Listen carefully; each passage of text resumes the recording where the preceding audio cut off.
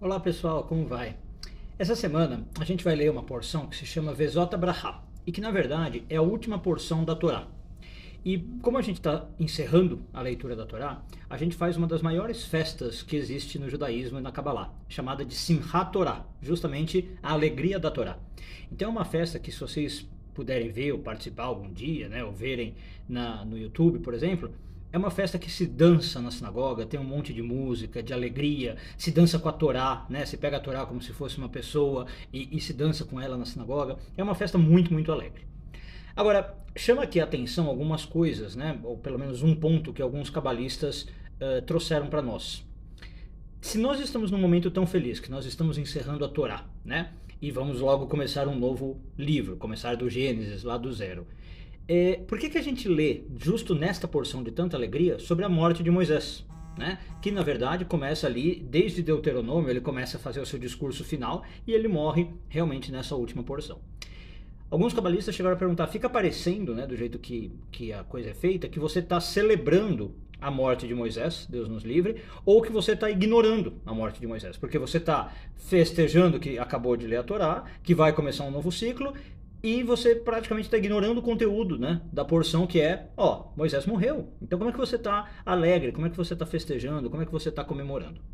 Bom, e a resposta para isso, o segredo, né, é que acontece o seguinte, quando Moisés realmente morre, tá, nesse nível mundano, a morte ela não tem o significado que nós costumamos dar para a morte. Isso é para as pessoas em geral e ainda mais no caso de uma pessoa como Moisés. O que acontece especialmente no caso de Moisés? A gente diz na Kabbalah que ele se uniu a um atributo que se chama eternidade. Moisés representa a esfera, a Sfirá de Netzach, né? Então, por meio dos seus atos, por meio das suas obras, inclusive por meio da Torá que foi dada por ele, ele se conectou com esse atributo de eternidade. E mesmo quando Moisés então está morrendo do ponto de vista físico, e ele não vai mais estar entre o povo de Israel, ele não está realmente morrendo como Moisés, como essência. A gente sabe que a morte, ela é nada mais, nada menos do que uma etapa da vida, né? Ela é o fim de um ciclo, mas não o fim da existência. Então é por isso que nós estamos realmente, por exemplo, celebrando e não em desrespeito a Moisés ou desprezando a morte de Moisés. Porque a gente sabe que Moisés, de certo modo, ou de todos os modos, superou a morte. Então, uma pergunta que a gente pode fazer na Kabbalah, e a gente tem que tentar fazer na Kabbalah, é como é que a gente pode realmente ter, né, uma vida eterna, do mesmo jeito que Moisés? E aí, quando chegar o nosso momento de morte, não é nenhum momento de tristeza, é um momento, pelo contrário, para se alegrar. Qual é o verdadeiro significado desta vida eterna? Bom, vamos começar então fazendo aí talvez algumas distinções, né? Eterno não significa existir para sempre no tempo. Tá? Eu acabei de falar, Moisés se conectou com a eternidade, mas ele obviamente não continua existindo para sempre no tempo. Né? Não significa algo que, olha, não importa quanto tempo passe, você vai continuar existindo. Isso não existe do ponto de vista material. Eterno significa estar simplesmente sem tempo. Claro que não no sentido português, né? Tô sem tempo, tô apressado. É estar sem as amarras do tempo ligado assim, a si. Inclusive, se a gente for para etimologia, né, vocês sabem que eu gosto bastante de etimologia, a palavra eterno vem do termo latino, né, mas tem o mesmo significado em hebraico, que significa fora do tempo. É isso, eu consegui viver fora do tempo. Basicamente, o tempo ele não existe de verdade, ele não existe na realidade. Né? Nós existimos, se a gente parar para falar do ponto de vista místico, num eterno agora, que simplesmente vai se desdobrando, né, espontaneamente e por questões de causa e consequência.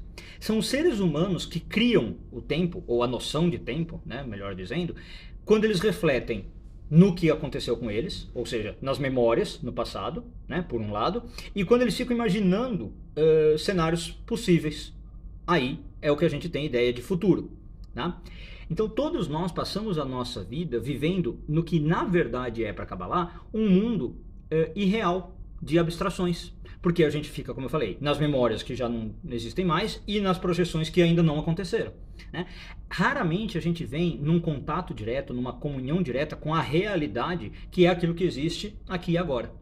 Então, na verdade, não é realmente Desculpe, refazendo. Na verdade, é impossível você se preocupar com alguma coisa. Se a gente parar para pensar na essência do que eu estou falando. Porque você só poderia se preocupar sobre as coisas que você está projetando na realidade e não sobre a realidade em si. Né? A realidade mesmo, ela não dá motivos para você se preocupar. Sempre que você está se preocupando com algo, é o que você na sua mente fez sobre a realidade. A realidade, ela sempre é para Kabbalah uma experiência imediata, de agora, infinitamente do agora, e completamente passageira. Né? De eterna mudança. E que não pode nem mesmo ser pega ou segurada. Eu não posso falar, ó, aqui está o agora. Está nesse momento de tempo. Né? Então, se isso ficar bem claro para nós, que essa é a fábrica, digamos, da realidade, né? Assim que você vive sobre a experiência que você está tendo, no momento que você está tendo, e trata como se fosse algo sólido ou algo permanente, do ponto de vista da Kabbalah você está entrando numa ilusão. Né? Porque não é permanente, não é algo assim sólido.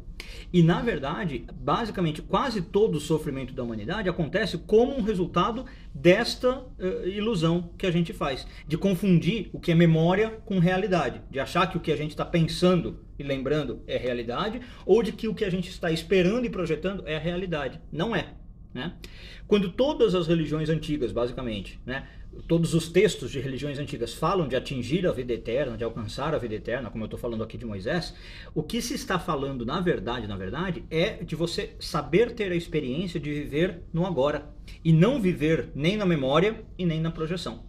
Né? Num sentido muito real da coisa, alguém que vive eternamente no agora está, como eu falei, além da morte. Essa pessoa superou a morte, vamos chamar assim, ou, fez uma transição da morte, né?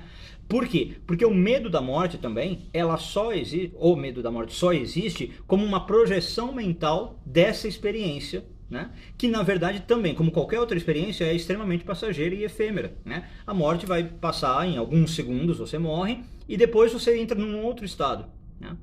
Bom, em outras palavras, a gente também tende a fazer o quê? Da morte um objeto, né? Como se ele fosse algo sólido, que eu tenho ali que lidar, tratar, e que está além, né, também do nosso fluxo imediato aqui de experiência. Né? E muitas vezes a morte mexe muito com o ser humano. A gente confunde essa objetificação que a gente faz da morte com a realidade. Né? Então, voltando à pergunta, como é que a gente vive num eterno agora?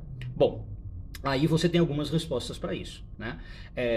Acho que ficou claro, né, que viver no eterno agora é viver eternamente, é isso que Moisés atinge, né? Mas como é que você consegue fazer isso? Então tem alguns modos, né? Primeira coisa é pensar que se o tempo é criado pelo pensamento, como eu estava falando, e é uma noção nossa subjetiva, né?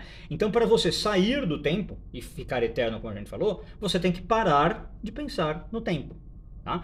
Ou pelo menos começar a estruturar a sua vida de um modo que o tempo não tem esse peso que tem para a maioria das pessoas. Você não vive mais em função do que a gente chama passado, presente e futuro. Né? Você reordena as coisas nesse sentido.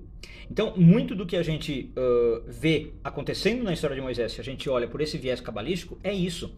Ele se conectando com o eterno, ele se conectando com a Torá, ele passando esses ensinamentos, ele falando o quê? Eu estou preocupado em fazer o que agora eu preciso, subir no Monte Sinai, conectar com o eterno, trazer palavras que eduquem o povo.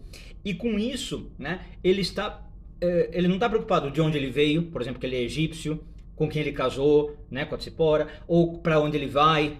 Tá? Ele está preocupado só em fazer o que ele tem que fazer.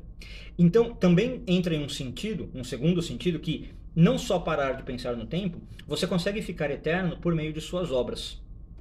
Né? Esse é um conceito que a gente também tem. No caso de Moisés, a própria Torá. Aí você pode falar, tá, mas eu não sou Moisés, eu não vou escrever a Torá. Ok, e tudo bem, não é para você escrever a Torá. Mas as nossas obras são às vezes as que a gente menos imagina. Você amar uma pessoa, se relacionar com uma pessoa, é uma obra. E você, quando faz isso bem e vivendo o momento do relacionamento, você está se tornando eterno. Né? Quando você está fazendo o seu trabalho do dia a dia, quando você está criando alguém, se você tem filhos e cria, né? Sejam filhos biológicos, sejam filhos adotivos, tudo isso também são as suas obras. Claro, pode ser no caso de um escritor que você deixe suas obras literalmente, né? Você produziu ali sua literatura, se for um artista, mas o que eu estou querendo dizer é que as obras não precisam ser deste tipo, como foram no caso de Moisés ou no caso de artistas, né? Tudo que você faz são as suas obras, só que elas só vão te deixar eterno, né? Ou te conectar com o eterno dentro dessa perspectiva que nós estamos falando. Se você fizer totalmente imerso naquela obra, com corpo e alma, vivendo o presente. Quando você está fazendo a obra preocupado com o passado, preocupado com o futuro, você já não está, pela própria definição, no conceito de eterno. Percebe? Bom, aqui eu dei 2 exemplos, tá? Que abarcam muitas coisas, mas acho que ficou aí muito claro por que que Moisés é conectado com o eterno, como a gente se conecta com o eterno, e por que que então, num caso como esse, e de outros ao longo da história da Kabbalah e do mundo, quando essa pessoa morre, não é realmente um motivo para tristeza, porque a gente entende que a morte foi física, como eu falei, ok, dá uma dor que a pessoa não está mais entre nós, mas isso é muito pouco perto da essência daquela pessoa, da alma daquela pessoa. Essa alma é de fato eterna e a gente consegue se conectar com essa eternidade. Então, mesmo na hora da morte, só há motivos, na verdade, de alegria. E essa é a Simchat Torah, a alegria da Torá. Saber que a gente vive num ciclo constante, onde fins e começos só fazem a gente mudar de fase, mudar, digamos, de nível, talvez do material para o espiritual, do espiritual para o material, mas nunca são fins de fato e nem inícios de fato. Uma boa semana a todos, Shavua Tov e tudo de bom.